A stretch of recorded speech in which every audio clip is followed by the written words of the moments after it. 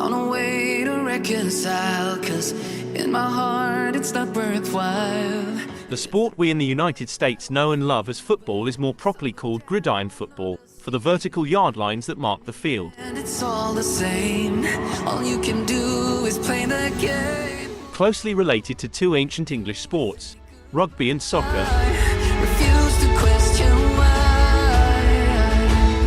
gridiron football originated at universities in North America, primarily the United States, in the late 19th century. Swear that you will stay.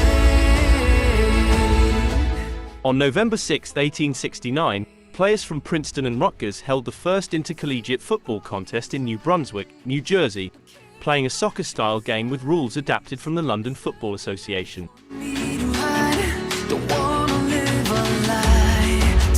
While a number of other elite Northeastern colleges took up the sport in the 1870s, Harvard University maintained its distance by sticking to a rugby-soccer hybrid called the Boston game.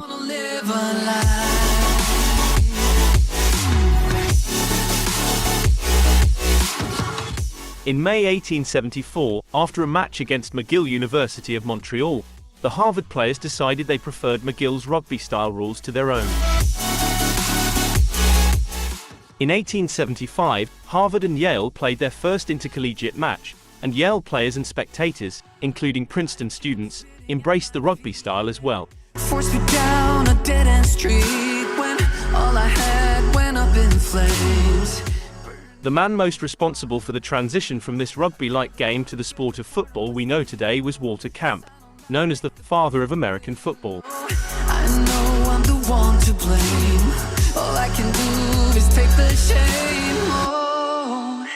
As a Yale undergraduate and medical student from 1876 to 1881, Camp played halfback and served as team captain, equivalent to head coach at the time. So lie and pretend that you're okay. Even more importantly, he was the guiding force on the rules board of the newly formed Intercollegiate Football Association, IFA. I'm sick of all these lies. Thanks to Camp, the IFA made two key innovations to the fledgling game. It did away with the opening scrummage, or scrum, and introduced the requirement that a team give up the ball after failing to move down the field a specified yardage in a certain number of downs. Among the other innovations Camp introduced were the 11-man team, the quarterback position, the line of scrimmage, offensive signal calling, and the scoring scale used in football today.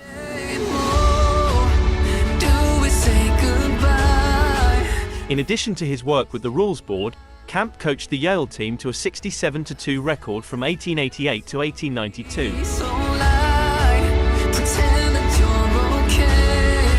In 1920, the American Professional Football Association, later known as the National Football League, was founded in Canton, Ohio, greatly professionalizing the sport.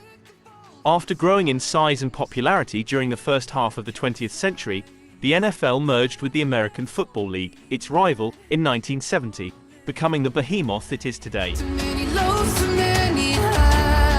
Today, with 32 member teams, the NFL is the largest football league in the United States.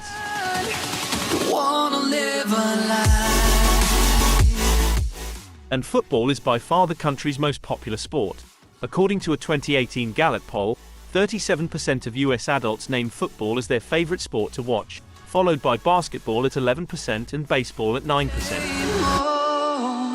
Do we say goodbye? Refuse to question why.